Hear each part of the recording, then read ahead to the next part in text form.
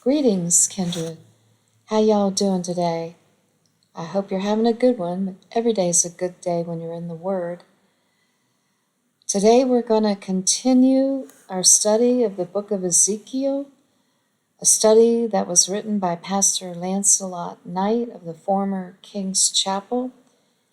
And we left off in chapter 12, verse 16, so we're going to pick it up today with verse 17. But first, a few introductory remarks. Our Father is very fair and just in all that He says and does for His children, and we are never left in any doubt whatsoever as to where He stands, for He always says what He means and means what He says, the same as He has done from the very beginning and will continue to do forever. He is also a very fun-loving Father, and He has an exciting eternity, close friend, planned for His children, far beyond the wildest imaginations of the flesh mind. This is not my opinion. That's a "Thus saith Yahweh." Here it is, 1 Corinthians 2:9. But as it is written, eye hath not seen nor ear heard, neither have entered into the heart of man the things which Yahweh hath prepared for them that love Him. We have no idea how much fun eternity is going to be, but you can be sure it will be awesome. It is too bad that the best way some minds can imagine us spending eternity is to have us float around on fluffy clouds and play harps. What kind of incentive is that to run the race with patience? Hebrews 12:1? The fishers and boaters among us sometimes become alarmed and disappointed when they read that there will be no more seas on earth when the holy city comes down out of heaven, Revelation 21, and the headquarters of the universe is established in Jerusalem. These folks are not easily sold on the concept of spending any time at all, much less eternity, playing a harp on some waterless cloud. They don't even like the word harp because it stirs up bad vibrations. You see, some go fishing just to get away from the harping. Ho ho ho. I always ask the fishermen if they fish at home, and except in rare occasions where someone lives on a lake or river, the answer is no, they go somewhere else. Well, all things, including the entire universe, groans and awaits to be inherited by the overcomers, the sons and daughters of Yahweh, as it is written in Revelation 21, verse 7. He that overcometh shall inherit all things, and I will be his Theos, and he shall be my son. So that fact is that this beautiful earth will be our home forever, and if you want to go fishing, you can go where the best fishing in the universe is, like on planet Flukeo or Boscern, or one of the other planets in the Rainbow Trout Galaxy. You just can't imagine it. But perhaps you can imagine how our Father must feel, being able to and desiring to pour out His blessings upon His children. And yet they won't even give Him the time of day. They run and listen to every smooth talker, but ignore His word, no matter if spoken directly by Him, through His prophets, through His Son, or through the written word itself. Now, did you know that half of the people who have ever lived in the flesh are alive today, in this generation of the fig tree? This is important and helps us with perspective in understanding the events that are to befall one half of the sons of Yahweh. For this half of His children will face the supernatural, the soon coming king of Babylon, the Antichrist, or as I like to say, the spurious Messiah, who is Satan himself.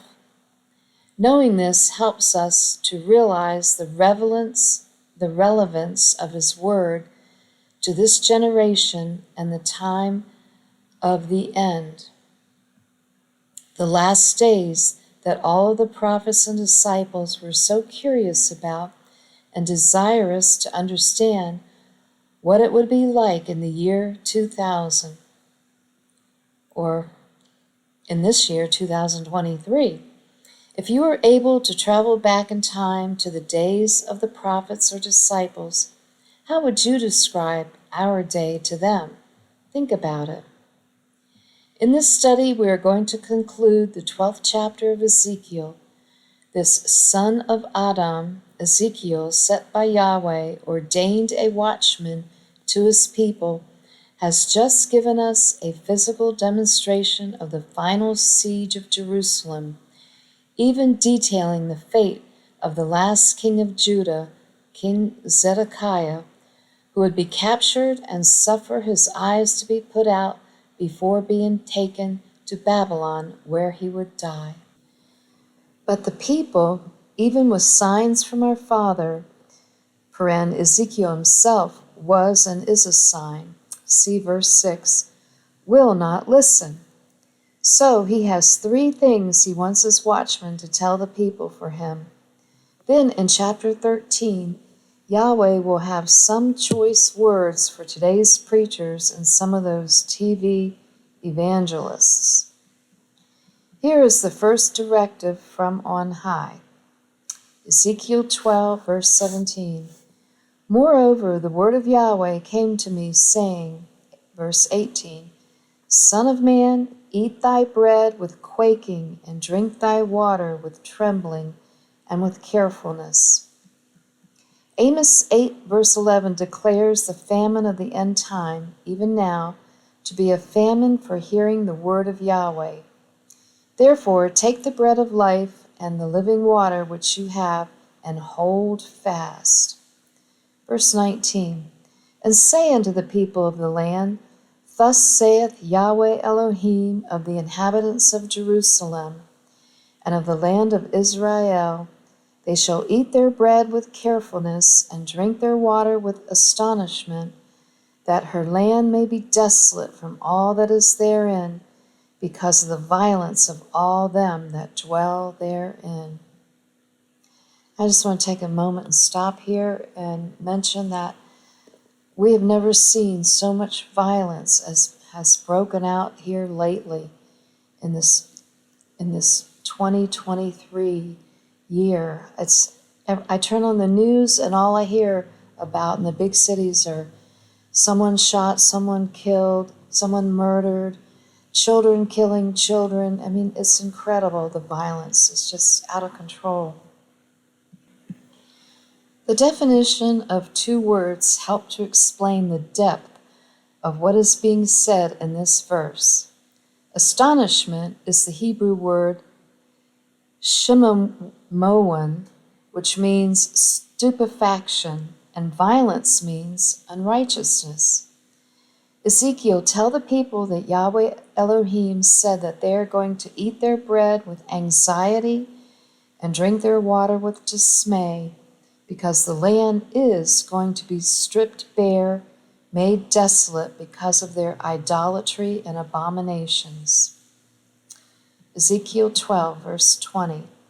And the cities that are inhabited shall be laid waste, and the land shall be desolate, and ye shall know that I am Yahweh. Our Father warned the children of Israel long ago that this would happen if they did not follow his commandments. Here is what he said would happen if they followed after other gods. Leviticus 26, verse 31. And I will make your cities waste and your sanctuaries unto desolation, and I will not smell the savor of your sweet odors. 32. And I will bring the land into desolation, and your enemies which dwell therein shall be astonished at it. Verse 33. And I will scatter you among the heathen, and I will draw out a sword after you, and your land shall be desolate, and your cities waste. Thus saith Yahweh Elohim.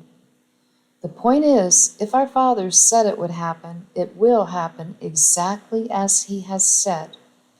And he has told us everything that is going to happen. Mark 13, verse 23. But take ye heed, behold, I have foretold you all things.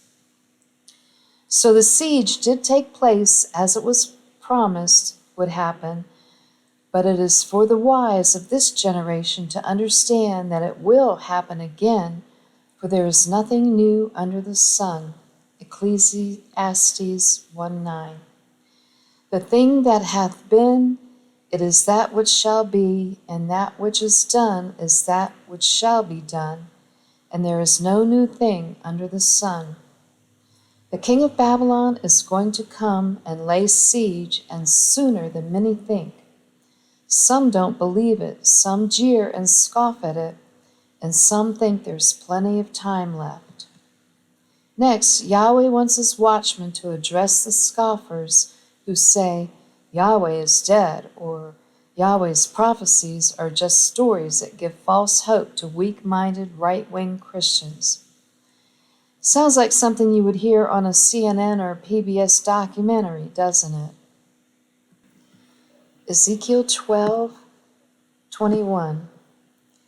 And the word of Yahweh came unto me, saying, verse 22, Son of man, what is that proverb that you have in the land of Israel, saying, the days are prolonged and every vision faileth? It had become a proverbial saying, a common saying among the people, that it ain't gonna happen. All things continue as they have. Here's a New Testament version concerning the vision for our time, the time of the end. 2 Peter 3:3. Knowing this, first, that there shall come in the last days scoffers, walking after their own lusts. Verse 4, and saying, where is the promise of his coming? For since the fathers fell asleep, all things continue as they were from the beginning of creation. Wrong, wrong, wrong. The sand is running out of the hourglass. We continue in Ezekiel 12:23. Tell them, therefore, thus saith Yahweh Elohim, I will make this proverb to cease, and they shall no more use it as a proverb in Israel, but say it unto them, the days are at hand, and the effect of every vision. The children of Israel are going to eat their words, their cute little proverbs that scoff against our Father and his word. Every vision shall come to pass. Note, the invasion of the Chaldean army took place only 5 years later. Yahweh's word happened just as it is written. Remember, though, that history is prophecy, or as 1 Corinthians 10:11 says, now all these things happen unto them for ensamples, and they are written for our admonition, upon whom the ends of the world are come. We have our proverb today that says history repeats itself. Verse 24, for there shall no more any vain vision nor flattering divination within the house of Israel. Let me repeat that. For there shall be no more any vain vision nor flattering divination within the house of Israel. There will be no more vain visions which are abominable to our Father. What are those? That's where someone says, Yahweh spoke to me and told me someone has arthritis in her fingers. And Yahweh didn't tell them that, as it is a lie, even a lie of vanity. This will be addressed in the next chapter. Our Father will also put an end to the smooth talkers in this nation. Did you know you can gain some real insights if you just take your Strong's Concordance and look up the definition of the words in a verse? Here's a few from verse 24. Flattering. Kalak, Hebrew 2509, from Hebrew 2505. Chalak, smooth, especially of tongue, flattering, smooth. Vain, shav, Hebrew 7723, or shav, from the same as Hebrew 7722. Show, in the sense of desolating, evil as destructive, literal, ruin, or moral, especially guile. Figurative, idolatry, as false, subjective, uselessness, as deceptive, objective. Also, adverb in vain, falsely, lie, lying, vain, vanity. Okay, the word vision, chazun, Hebrew 2377, from Hebrew 2372. Chazah, a sight mentally, i.e., a dream, revelation, or oracle, vision. Today they call this a word of knowledge. Just wait until chapter 13. Oh boy. Okay, Ezekiel 12, verse 25. For I am Yahweh, I will speak, and the word that I shall speak shall come to pass, and it shall be no more prolonged, for in your days, O rebellious house, I will say the word and will perform it, saith Yahweh Elohim. His word is sure and certain. It always has been, and it always will be. And the siege will come upon this froward generation. Finally, Ezekiel the watchman is to give this, thus saith Yahweh, saying to the house of Israel. Again, you need to know who the nations are that comprise the house of Israel today, not the house of Judah.